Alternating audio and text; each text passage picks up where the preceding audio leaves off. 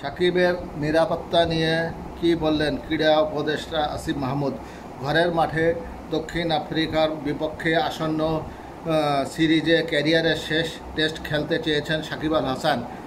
তার আগে নিশ্চয়তা চেয়েছেন বাংলাদেশের সিরিজ খেলে যুক্তরাষ্ট্রে ফিরতে পারবেন পরিবারের কাছে। সেই সঙ্গে আছে আওয়ামী লীগের সাবেক সংসদ সদস্য হিসেবে বাংলাদেশে তার নিরাপত্তার প্রশ্ন। তবে আপাত দৃষ্টে মনে হচ্ছে কানপুরের বৃষ্টিবিঘ্নিত টেস্টই হয়ে থাকবে সাকিবের শেষ টেস্ট। ঘরের মাঠে শেষ টেস্ট খেলার ইচ্ছা তার পূরণ না হওয়ার সম্ভাবনাই বেশি, কারণ আজ শ্রম ও কর্মসংস্থান মন্ত্রণালয়ের সাংবাদিকদের প্রশ্নের জবাবে যুব ক্রীড়া উপদেষ্টা আসিফ মাহমুদ সজীব ভুঁইয়া বলেছেন, খেলোয়াড় সাকিবের যথাযথ নিরাপত্তা নিশ্চিত করাই আছে। তবে ফ্যাসিস্ট সরকারের সংসদ সদস্য সাকিব আল হাসানের বিপক্ষে জনমনে তৈরি হওয়া ক্ষোভের বিপরীতে নিরাপত্তা দেওয়ার নিশ্চয়তা অবান্তর। এর আগে বিসিবির সভাপতি ফারুক আহমেদও সাংবাদিকদের বলেছিলেন, সাকিবের নিরাপত্তা নিশ্চিত করা বিসিবির পক্ষে সম্ভব নয়। এটি বিসিবির কাজও নয়। নিরাপত্তার বিষয়টি পুরোপুরি সরকারের হাতে। এদিকে আজ মিরপুর শেরেবাংলা স্টেডিয়ামে সাংবাদিকদের প্রশ্নের জবাবে বিসিবি পরিচালক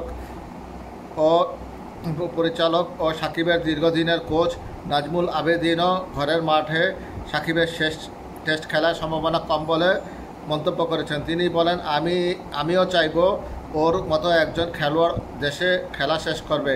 সংস্কৃতির ব্যাপারেও আছে এখানে, তবে দুর্ভাগ্যজনকভাবে অনিবার্য কারণবশত এই মুহূর্তে সেই সম্ভাবনা দেখছি না। কারণ ক্রিকেট বোর্ড বলেছে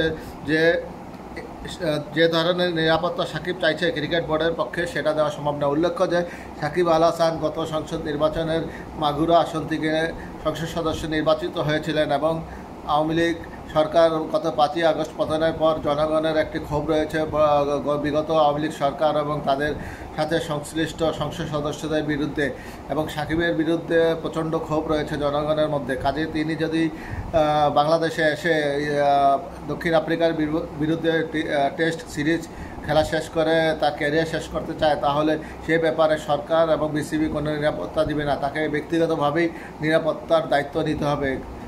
কাজে আপাত দৃষ্টে মনে হচ্ছে কানপুর টেস্টই সাকিবের জীবনের শেষ টেস্ট খেলা এবং তিনি আপাতত ক্রিকেট জগৎ থেকে বিদায় নিচ্ছেন।